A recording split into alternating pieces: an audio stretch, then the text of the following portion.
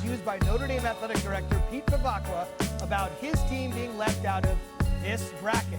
The teams you do see there, we will discuss in detail. Yes, you see two G5 teams. We'll discuss it. Yes, you do see Miami. We'll discuss it. And yes, you see Alabama. We will discuss it all. But here's the thing, starting with Notre Dame. They have gone out of their way, Bevacqua, the AD. He doesn't blame Miami. They have to politic just the way the Irish did. But he does blame the CFP selection process, the ACC, of which they're a partial member, and Commissioner Jim Phillips. And he's been on the warpath lately. You ask anybody in college football, we're one of the best teams in the country. We're one of those handful of teams that could absolutely win the national championship this year. And then standing up here today, knowing that we have 0% chance of proving that on the field is a bitter pill to swallow. With these weekly shows and weekly rankings, very strong signals are being sent. Okay, Notre Dame, in the first ranking, you are 10th at 6-2.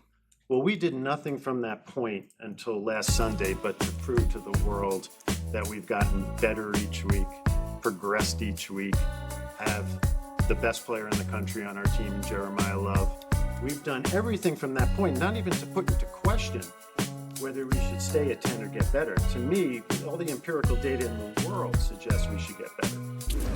That first week of the CFP rankings, if we were 17th or 16th or 19th behind Miami, we know where we are. It's going to be an uphill climb. This is going to be tough, right? I don't know if we can get in. Let's start thinking about what's next. Let's keep winning. Let's keep doing, but at least we know where we stand. That's why we felt like we had the rug pulled from underneath us. We thought we knew where we stood week in and week out. And then, oh, by the way, here we go. Here's the selection show. No, just kidding. You can hear it in the tone of his voice. Now, ACC Commissioner Jim Phillips had this to say about some of Bevacqua's comments. Quote, the University of Notre Dame is an incredibly valued member of the ACC, and there's tremendous respect and appreciation for the entire institution. With that said, when it comes to football, we have a responsibility to support and advocate for all 17 of our football-playing member institutions. And I stand behind our conference efforts to do just that leading up to the College Football Playoff Committee selections on Sunday. At no time was it suggested by the ACC that Notre Dame was not a worthy candidate for inclusion to the field.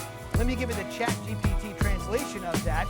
Notre Dame was very upset that it seemed like the ACC was politicking hard, very hard for Miami, and not really buffering up Notre Dame, and that's why Phillips responded the way he did. Roddy, let's start with you here. We have had a full 3 days to discuss all the bluster. You heard from Phillips, you heard from Bevacqua, you heard Notre Dame's not going to participate in a bowl game. What do you make of all of this as college football now faces an even more uncertain future moving forward?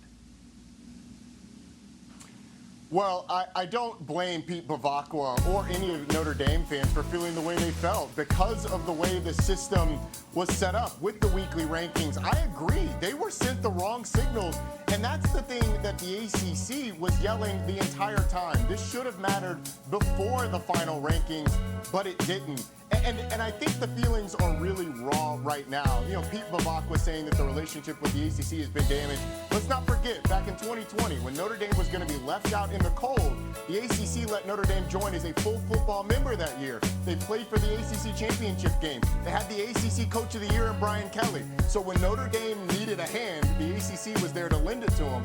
I think the feelings are raw right now. I would imagine the relationship between Notre Dame and the ACC is going to be fine. The thing is, though, this should never have been a Notre Dame versus Miami conversation. If you look at the Venn diagram of best teams as seen by FPI and SP+, Miami and Notre Dame are better than Alabama. If you look at the side of the most deserving, Alabama's resume stands out. Miami has the head-to-head over Notre Dame. Miami is in both of those things. They are at the intersection of that Venn diagram. So the debate should have been between Notre Dame and Alabama. And to me, Sam, Alabama should have been left out. But because you had them ranked where you did before the SEC championship game, it would have seemed like you were punishing them for playing poorly in the championship game if you did indeed leave them out. Yeah, I don't agree with the last statement you made about leaving Alabama out compared to Notre Dame, because if you look at Alabama, yes, you could talk about Miami and Notre Dame having a lot of the similar strength of schedules, but Alabama's was way ahead when it comes to strength of schedule. Look at the teams that Alabama played. Specifically, they played Georgia, the best win in college football, had a run where they beat Tennessee and Vanderbilt. The list goes on and on, right? Whereas what did Notre Dame do? Notre Dame had 2 opportunities at the beginning of the season to prove that they were one of the best teams. They lost to Miami and they lost A&M, and all of a sudden when Miami and Notre Dame are next to each other, both teams are 10-2. Both teams have a similar strength of schedule. Both teams have a similar strength of record. Both teams have played similar opponents. Now all of a sudden it's like, man, what do we do? How do we figure out which team should get and which team isn't? Oh, both teams played each other and one team won, one team didn't. And so Notre Dame shouldn't have an issue with Miami being put ahead of them, at least when it comes to, okay, the final teams, who should be the final teams. I understand the frustration when you see yourself higher up in the standings, but we also have to look at the bigger picture.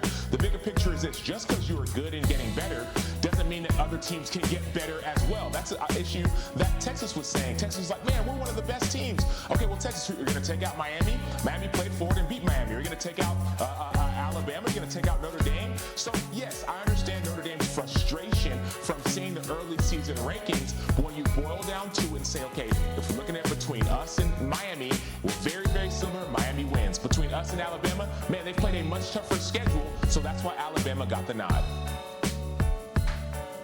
I don't disagree with the Alabama getting the tougher schedule. I mean, strength of schedule, strength of record, they stand out.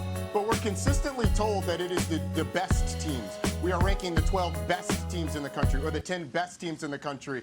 The metrics that measure best, and the ones that we use the most, SP+, Miami and Notre Dame are top 10 SP+ teams. Miami's sitting there at 13. FPI, Alabama is lower than both Miami and Notre Dame. And you look at the way that they're playing, Alabama's been leaking oil the last month. So if we were putting the best teams in, it would be Notre Dame and Miami.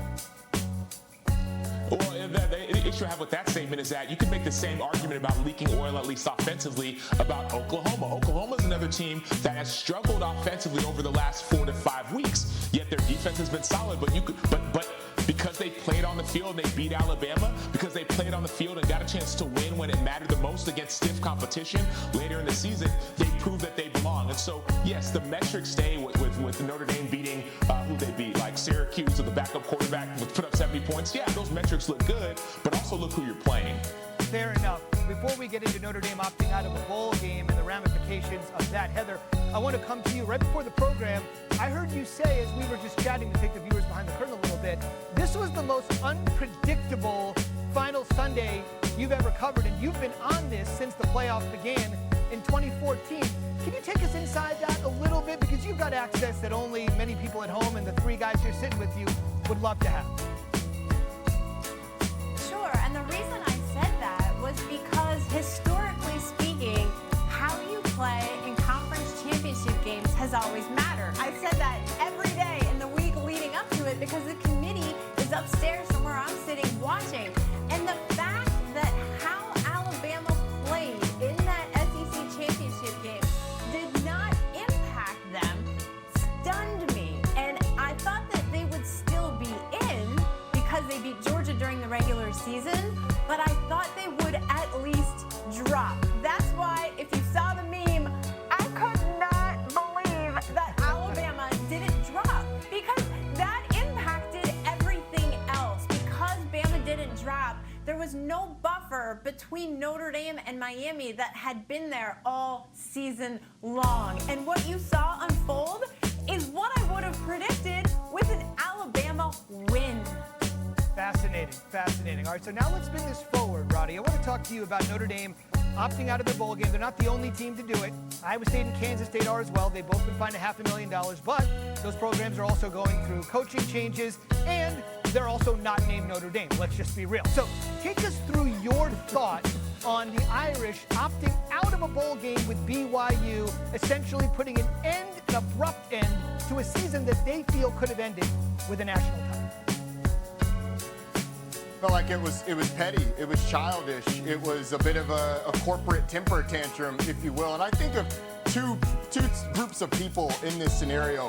One is the seniors who are not going to play in the NFL, who didn't know they were playing in the last game ever in Pac-12 or ACC After Dark against Stanford. They thought there was postseason, whether it was CFP, which they probably thought because all the signals that the committee was sending would have said CFP. But, or it could have been a bowl game. Those seniors just had the rug pulled out from under them by not being able to put on the Golden Dome another time. And think about young Notre Dame fans. I'm not saying that sports need to be our moral compass for everything, but a young Notre Dame fan who's trying to figure out, all right, what do I do when adversity hits me? He sees his coach, his athletic director, and his school that he's beloved not have something go their way, and they just pick up their ball and left. They just quit. And so what happens if they don't make the varsity? You just gonna quit?